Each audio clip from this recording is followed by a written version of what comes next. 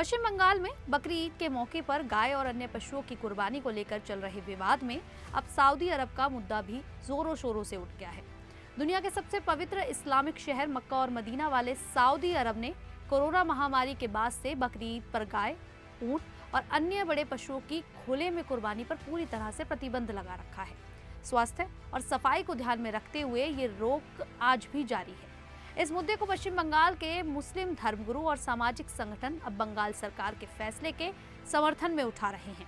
वहीं राज्य में भाजपा के नेतृत्व वाली शुभेंदु अधिकारी सरकार ने 1950 के पश्चिम बंगाल पशु वध नियंत्रण अधिनियम को सख्ती से लागू करते हुए 13 मई 2026 को नया नोटिफिकेशन जारी किया था।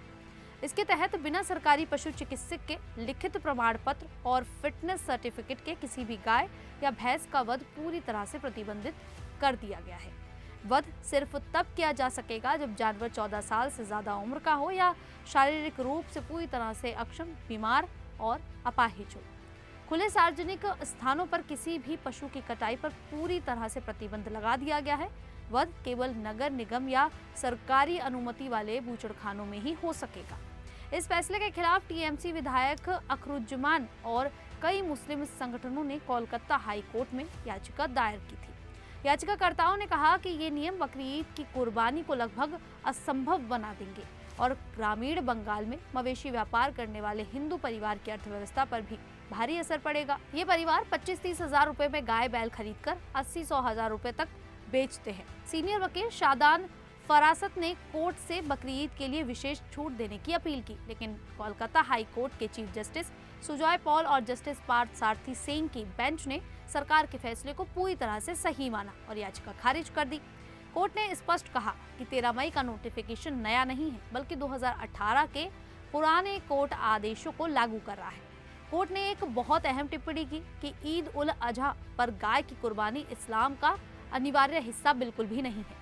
इस बात को सुप्रीम कोर्ट के पुराने हानिफ कुरैशी मामले के फैसले के आधार पर दोहराया गया। कोर्ट ने सरकार को निर्देश दिया कि नोटिफिकेशन में साफ लिखा जाए कि खुले में गाय, भैंस या किसी भी पशु की कटाई पूरी तरह से प्रतिबंधित रहेगी। इस फैसले के बाद पश्चिम बंगाल के मुस्लिम उलमा, इमाम और संगठनों ने बड़े पैमाने पर अपील जारी की है। कोलकाता की नखौदा मस्जिद के इमाम मौलाना मोहम्मद शफीक कासमी ने मुसलमानों से कहा कि वे स्व इच्छा से गाय की कुर्बानी ना करें और हिंदुओं की धार्मिक भावनाओं का सम्मान करें।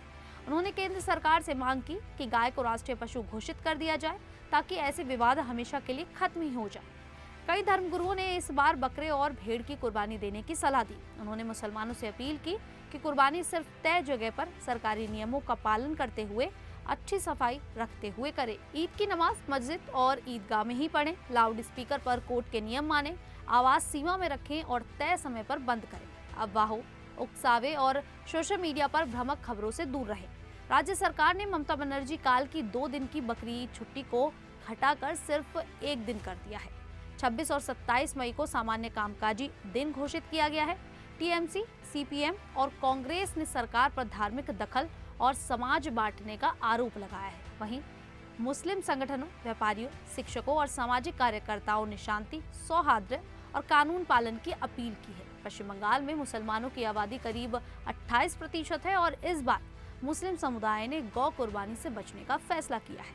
कुल मिलाकर इस पूरे मामले में पशु वध को स्वास्थ्य, कानून और सांप्रदायिक सद्भाव के आधार पर नियंत्रण किया जा रहा है। खैर, पश्चिम बंगाल के इस पूरे मुद्दे को लेकर आप लोगों की क्या राय है, आप हमें कमेंट करके जरूर बताइएगा। अभी के लिए इतना ही, फिर हाजिर होंगे ऐसे ही देश और दुनिया से जुड़ी बड़ी खबरों के साथ।